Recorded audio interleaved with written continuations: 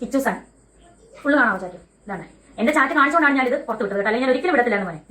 വേണ്ടേ വേണ്ടേ കിച്ചു ഞാൻ തമ്മിലുള്ള ചാറ്റാണ്. സബ്സ്ക്രിപ്ഷന്റെ ഭാഗത്താണ്. നീ എനിക്ക് ഗുണം ചെയ്യണ്ട, നീ എന്നെ അമ്മയെന്ന് വിളിക്കണ്ട, ദയവ് ചെയ്ത് ഒന്നും എന്നെ നീ വിളിക്കണ്ട. എനിക്ക് എന്നെ ദ്രോഹിക്കാതിരുന്നൂടെ നിനക്ക് ഇനിയെങ്കിലും? ഞാൻ ക്യാൻസർ വന്നിട്ട് ഞാൻ മരിച്ചാൽ പോലും എനിക്ക് നീ ഒന്നും ചെയ്യണ്ട. എന്റെ ഋതപ്പൻ, എന്റെ കുഞ്ഞ്, ഞാൻ പ്രസവിച്ച എന്റെ ഒരേ ഒരു കുഞ്ഞ്.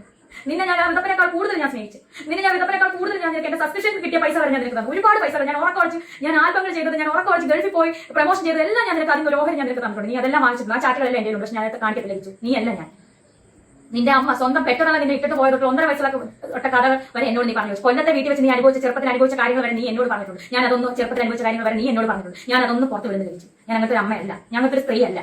ഇനിയെങ്കിലും എന്നെ വെറുതെ വിടുക. ഞാൻ ക്യാൻസർ രോഗമായിട്ട് ഞാൻ മല്ലിടുവാണ്. എനിക്ക് എന്റെ ഹൃദയത്തിന് വേണ്ടിയിട്ട് ജീവിച്ചേ പറ്റത്തുള്ളൂ. എന്നെ വെറുതെ വിടുവിച്ചു. കിച്ചു എന്നെ വെറുതെ വിടും. പിന്നെ നമുക്ക് രണ്ടുപേർക്ക് അറിയുന്ന പല കാര്യങ്ങളും അല്ലെ കിച്ചു, ഫ്യൂച്ചർ വരെ ബാധിക്കുന്ന കാര്യങ്ങളുണ്ട്. സോ അതെന്നെ കൊണ്ട് പറയിപ്പിക്കരുത്. എന്റെ കുഞ്ഞ് നിന്നെ ചേട്ടനായിട്ട് കണ്ടുപോയി.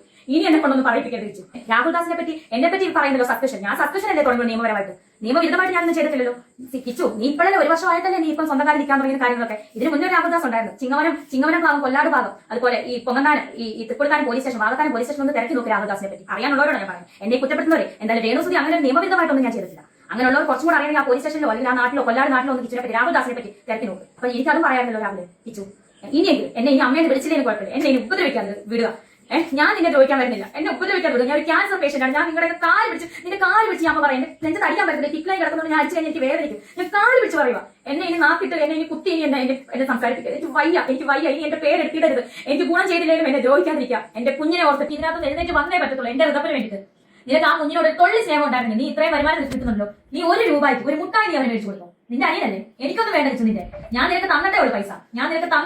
അതിന് കണക്ക് പറഞ്ഞല്ല.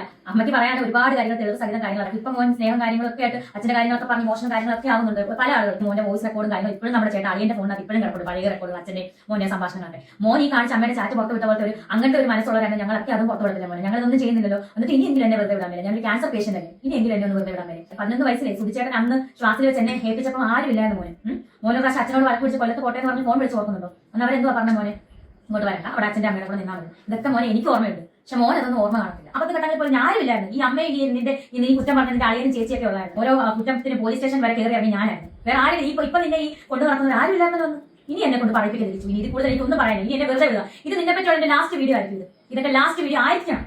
നിന്നെ പറ്റി, ഈ രാഹുൽ ദാസിനെ പറ്റി അല്ലെങ്കിൽ കിച്ചുവിനെ പറ്റിയുള്ള ലാസ്റ്റ് വീഡിയോ ആയിരിക്കണം ഇതിന്റെ. ഇനി എന്നെ കൊണ്ട് വീഡിയോ എടുപ്പിക്കരുത്. എനിക്ക് വയ്യ.